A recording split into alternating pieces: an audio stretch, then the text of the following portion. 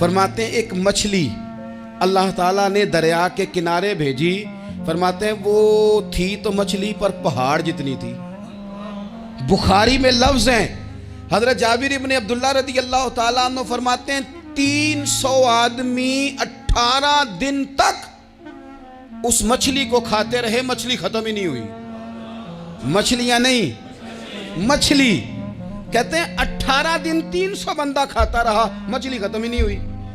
اور فرماتے ہیں کہ اس کی ہڈی نکال کے, کانٹا کہیں گے آپ اپنی زبان میں, کہتے ہیں وہ نکال کے نا تو اس کو کھڑا کیا نا جب, تو اونٹ کجاوے سمیت اس کے بیچ سے گزر جاتا تھا. 2 اس کے کانٹے جوڑے.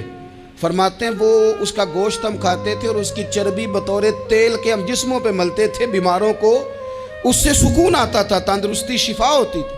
فرماتے ہیں ہم کھایا بھی ہم نے, اور کچھ لے کے ہم مدینے بھی گئے, اور قربان جائیں نبی پاک نے بھی اس میں سے کھایا. ہم نے عرض کی حضور یہ معمہ کیا ہے, یہ ماجرا کیا ہے؟ تو محبوب نے فرمایا تمہارے پاس غذا نہیں تھی, رب نے تمہارے لیے بندوبست کیا ہے, اللہ نے تمہیں دیا ہے. مکان شروع کر لیا, ایک صاحب نے وہ مکان بنانے لگے. آپ وہ حساب لگا رہے ہیں, کہتے ہیں میرے پاس اتنے پیسے ہیں, اتنے میں نے فلانے دوست سے کہنا ہے اس نے دے دینے, اتنے فلانے رشتہ دار سے کہنا ہے اس نے دے دینے, اتنے فلانے سے کہنا ہے اس نے دے دینے. یہ ساری کاپی بنا کے مکان شروع کر لیا. جو روز کہتا تھا نا کوئی حکم ہو جاتے 10 ہی, سب سے پہلے اس کو کہا میاں پیسے چاہیے دین. وہ کہندا ہو کل ہی منڈا ٹوریا ہے, کہتے تو پرسوں 10 داتے لب جانے سن. میں آپ کو اپنے تجربے کی بات بتا رہا ہوں. جن لوگوں کا خیال ہوتا ہے نا کہ آپ سٹارٹ کریں فلانا کام, ہم آپ کے ساتھ ہیں, اللہ کا ہی کوئی نظام ہے, وہ بالکل بھی نہیں ساتھ ہوتے. لیکن ایسا نہیں ہے کہ کوئی ساتھ نہیں ہوتا. اللہ تعالیٰ بڑے اسباب پیدا کرتا ہے, وہاں سے دیتا ہے جہاں سے گمان بھی. ہمارا یہ ذہن بن جاتا ہے ہم ساری اپنے حساب سے چلتے ہیں, اتنے رشتہ داروں سے اتنے, کون آپ کے ساتھ چلے گا, سوال ہی نہیں پیدا ہوتا.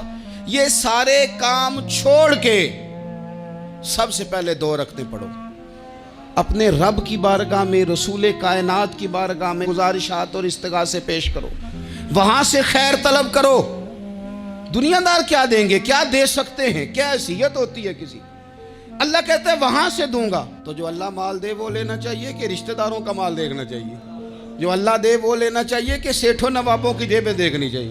جو اللہ دے وہ قبول کرنا چاہیے یا دیکھنا چاہیے کون سا آدمی کہاں پہنچ گیا؟ چھوڑو, اپنی مٹی پہ چلنے کا سلیقہ سیکھو.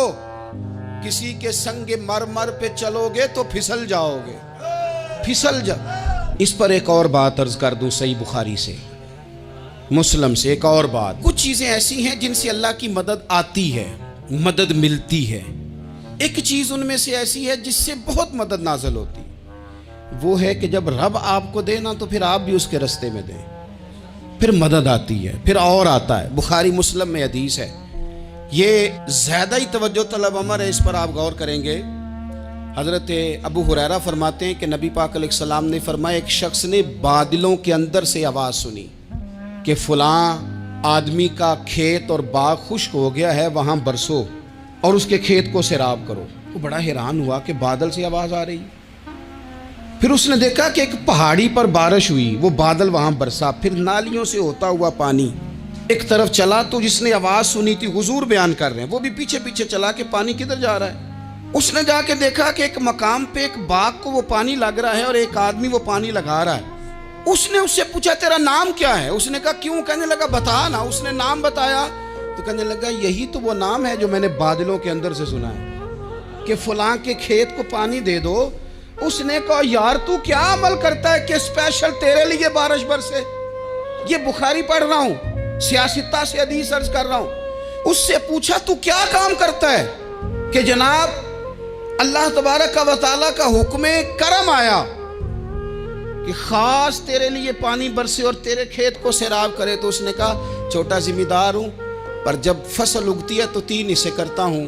ایک حصہ اپنے بال بچوں پہ, بہن بھائیوں پہ خرچ کرتا ہوں, ایک حصہ پورا, اور ایک حصہ دوبارہ کاشتکاری پہ لگاتا ہوں, اور تیسرا حصہ خالص میں نے مسکینوں, یتیموں اور غریبوں کے لیے رکھا ہوا ہے.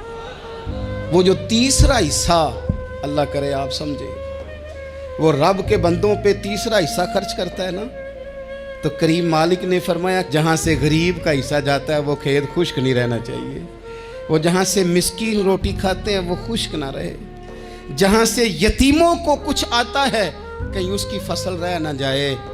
میں اور آپ بھی اگر اپنے مال میں مسکینوں، یتیموں، غریبوں کے حصے رکھ لیں گے تو فصلیں خشک نہیں رہیں گی، ان کے اندر تازگی آئے گی، نور آئے گا، کرم آئے گا، خاص کر خدا کی رحمت برسے گی۔ مدد اللہ سے چاہیں، اپنی توجہات کا مرکز رب رسول کی ذات کو بنائیں، پھر آپ محسوس کریں گے کہ بڑی جلدی اللہ تعالیٰ کی مدد آنے لگی ہے۔